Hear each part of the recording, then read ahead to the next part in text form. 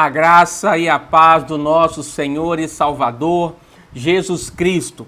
Vamos refletir hoje a respeito da imagem do homem e da mulher no lar. Porque eu ouvi certa vez e tenho ouvido com certa frequência que a mulher é 1001 utilidades. A mulher é multitarefas, enquanto o homem é um cabeça vazia que fica parado na frente da TV, consegue não pensar em nada e relaxar. Ou se pensa, não pensa em duas coisas ao mesmo tempo. Enquanto a mulher, ela pensa em tudo e faz tudo ao mesmo tempo. Será que é assim que Deus espera que nós vejamos o homem e a mulher no lar? Será que esse é o papel do homem e esse é o papel da mulher? E nós não podemos assumir também um padrão que o mundo tem assumido, porque o mundo tem distorcido, o mundo tem deturpado o papel do homem e o papel da mulher no lar. E a Bíblia diz assim a respeito da sabedoria do mundo: não se enganem, se algum de vocês pensa que é sábio segundo os padrões desta era, deve tornar-se louco para que se torne sábio. Porque a sabedoria deste mundo é loucura aos olhos de Deus. Pois está escrito, ele apanha os sábios na astúcia deles. E também, o Senhor conhece os pensamentos dos sábios e sabe como são fúteis. Se alguém pensa que é sábio, segundo os padrões dessa era, ou seja, desse mundo terreno, torna-se louco, porque a sabedoria dos homens do mundo é loucura para Deus. E Paulo vai dizer assim: porque o marido é o cabeça da mulher, como também Cristo é o cabeça da igreja, sendo este mesmo o salvador do corpo. Então o marido, ele é o cabeça da mulher. É ele quem é o principal responsável pelos aconselhamentos, pela orientação, pela sabedoria, pela administração do lar. Eu não estou dizendo que o homem vai sozinho edificar a sua casa, claro que não, porque a mulher sábia edifica a sua casa. Mas o homem, por ser o cabeça do lar, ele é o principal responsável pelo procedimento do seu lar, por aquilo que se pratica, que se fala, aquilo que se pensa em seu lar. Então o homem não pode se ver como um sem juízo, um cabeça pequena, um cabeça vazia. Não. O homem, ele foi chamado para ser um governante, um sacerdote, um príncipe. E por isso ele tem a plena condição e o dever de conduzir a sua casa. Olha o que a Bíblia diz mais. Ora, o homem natural não aceita as coisas do Espírito de Deus, porque eles são loucura, e não pode entendê-las, porque elas se discernem espiritualmente. Porém, o homem espiritual julga todas as coisas, mas ele mesmo não é julgado por ninguém. Pois quem conheceu a mente do Senhor que o possa instruir? Nós, porém, temos a mente de Cristo.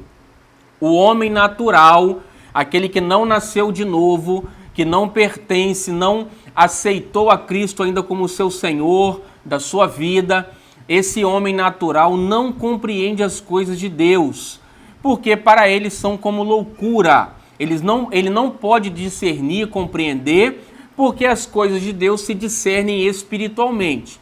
Mas nós, os homens, o homem espiritual que nasceu de novo, que tem o Espírito de Deus habitando em seu interior, esse homem discerne bem tudo. E aqui, é claro, está se referindo tanto ao homem quanto à mulher, que são de Deus. Essas pessoas conseguem compreender bem todas as coisas. Ou seja, nossa mente hoje tem a inteligência, a sabedoria de Cristo. Nós temos a mente de Cristo. Nós não teremos, nós já temos. Por quê? Porque nós temos uma nova vida habitando em nós. Paulo diz, não vivo eu mais, mas Cristo vive em mim. Então Cristo pensa através da nossa mente, nós pensamos com a mente de Cristo. E aí nós não podemos aceitar qualquer imagem, qualquer pensamento, porque uma coisa dita muitas vezes e vista até como brincadeira, acaba se tornando uma verdade, acaba se tornando uma acomodação, uma desculpa para que o homem não assuma o seu papel no lar e para que a mulher acabe assumindo o papel do homem, as responsabilidades do homem. E nisso a família toda perde, casamentos acabam. Por quê? Porque o homem tem que saber como proceder e a mulher também. Em outro momento abordaremos de maneira mais específica aquilo que cabe ao marido e aquilo que cabe à esposa. Mas olha o que Paulo vai dizer a Timóteo. O diácono seja marido de uma só mulher e governe bem seus filhos e a própria casa. É necessário, portanto, que o bispo seja irrepreensível, esposo de uma só mulher, temperante, sóbrio, modesto, hospitaleiro, apto para ensinar, e governe bem a própria casa, criando os filhos sob disciplina, com todo o respeito. Então, tanto o diácono quanto o bispo deveriam governar bem a sua própria casa, os seus filhos. O homem, ele tem esse papel de governo, ele tem a responsabilidade. Da mesma forma que nós vemos também lá no Éden, quando Deus estabeleceu Adão no jardim, olha o que o Senhor disse para Adão.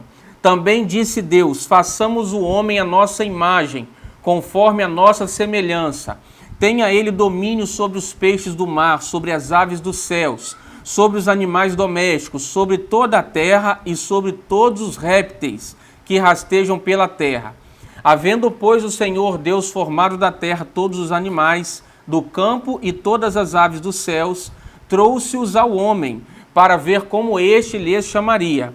E o nome que o homem desse a todos os seres viventes, esse seria o nome deles. Deu nome o homem a todos os animais domésticos, às aves dos céus e a todos os animais selváticos. Para o homem, todavia, não se achava uma auxiliadora que lhe fosse idônea. Vejamos como Deus deu ao homem a capacidade de administrar. É claro que, devido à criação que nós recebemos, devido ao temperamento que cada um tem, muitas vezes nós não cumpriremos o nosso papel, mas a criação que nós recebemos, os problemas de caráter que nós herdamos e recebemos dos nossos pais, isso deve ser corrigido. Esses problemas devem ser corrigidos pela palavra de Deus, pela perseverança em servir a Cristo. Nós vamos aprendendo, nós estamos em um processo de crescimento. E é assim que nós devemos entender. A cada dia sermos melhores, mais sábios, mais capazes, porque é Deus que nos capacita.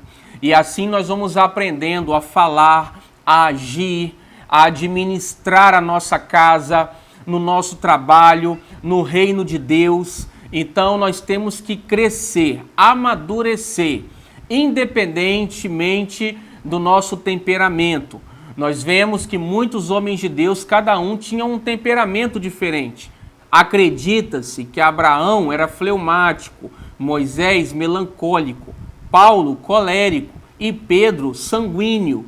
Independente disso, Deus usou cada um desses homens de maneira poderosa. Não podemos tentar justificar a nossa indisciplina, a nossa infantilidade, imaturidade e deixar que a nossa família sofra com isso. Temos responsabilidades e devemos crescer, colocar diante do Senhor as nossas limitações, as nossas dificuldades e deixar que Ele aperfeiçoe o nosso caráter, a nossa mente, o nosso coração e nos alimentar, meditarmos na palavra, assim nós cresceremos. Também para as mulheres, a palavra de Deus diz assim: Da mesma sorte, quanto às mulheres, é necessário que sejam elas respeitáveis, não maldizentes, temperantes e fiéis em tudo. Vejamos, temperantes. O que é uma pessoa temperante? Uma pessoa equilibrada.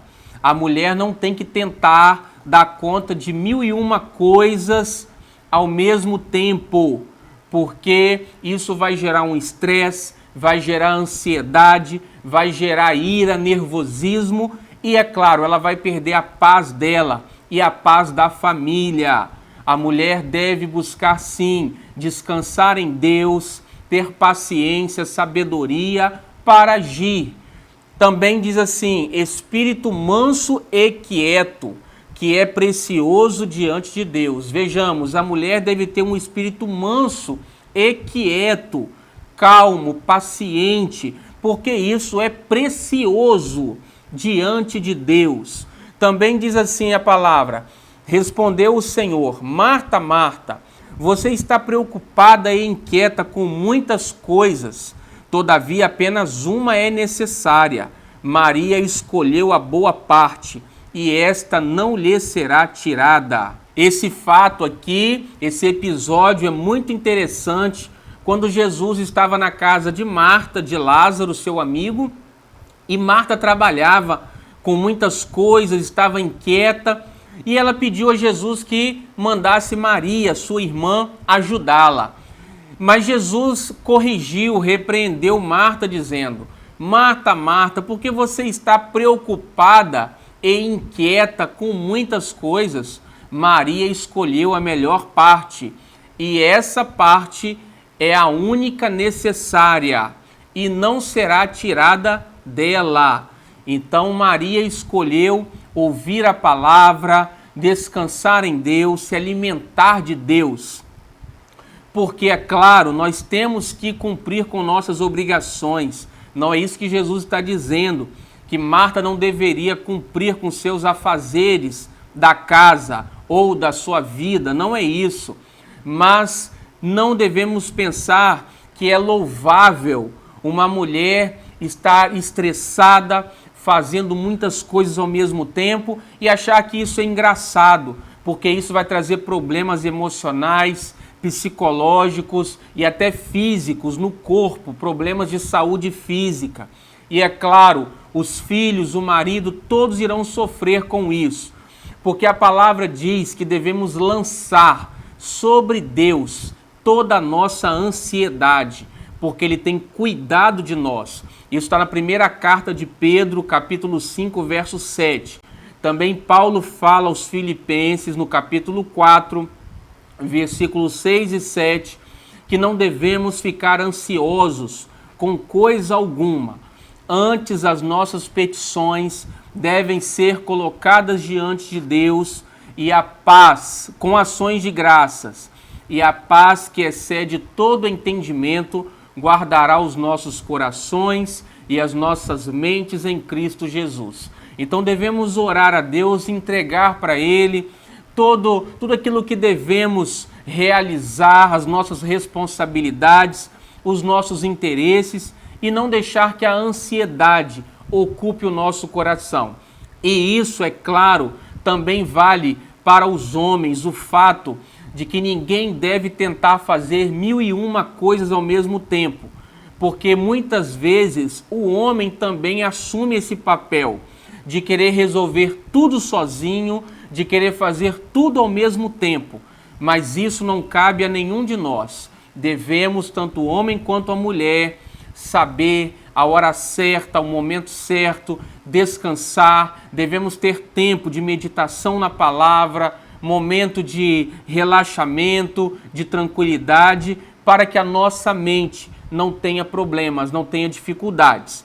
Também em Isaías, no capítulo 30, diz assim, diz o soberano Senhor, o Santo de Israel, no arrependimento e no descanso está a salvação de vocês. Na quietude e na confiança está o seu vigor, mas vocês não quiseram. Salvação aqui tem um sentido muito amplo, de livramento, proteção, saúde, prosperidade, eternidade. Então, a salvação está em descansarmos em Deus. Ele também diz: na quietude e na confiança está o vigor de vocês. Então, nós somos revigorados, fortalecidos, quando nós nos aquietamos e confiamos em Deus. Se nós não fizermos assim, o Senhor está dizendo que Ele não nos livrará, porque Ele diz aqui, mas vocês não quiseram. Deus não chamou nem a mim, nem a você, nem a ninguém para viver estressado, ansioso, irado. Deus nos chamou para confiarmos nele, não para fazermos 1001 coisas ao mesmo tempo, para ficarmos pensando em tudo ao mesmo tempo e não descansarmos nele. Deus te abençoe e fique na paz do nosso Senhor e Salvador Jesus Cristo. Até o nosso próximo vídeo. Amém.